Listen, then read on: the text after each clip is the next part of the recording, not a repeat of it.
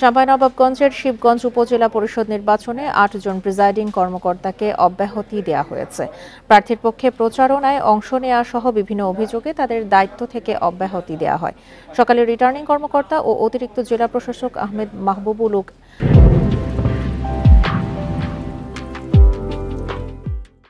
মাহবুবুল ইসলাম এই তথ্য নিশ্চিত করেছেন। তিনি জানান, প্রার্থীদের অভিযোগের প্রেক্ষিতে প্রিজাইডিং কর্মকর্তাদের বিরুদ্ধে তদন্ত হয়। এতে অভিযোগ প্রমাণিত হওয়ায় ৮ জনকে দায়িত্ব থেকে অব্যাহতি দেওয়া হয়।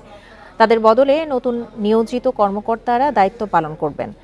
আগামীকাল শিবগঞ্জ উপজেলার ১৬৬টি কেন্দ্রে ভোট হবে। এবারের নির্বাচনে চেয়ারম্যান, ভাইস চেয়ারম্যান ও মহিলা ভাইস চেয়ারম্যান পদের জন্য লড়ছেন ১১ জন প্রার্থী।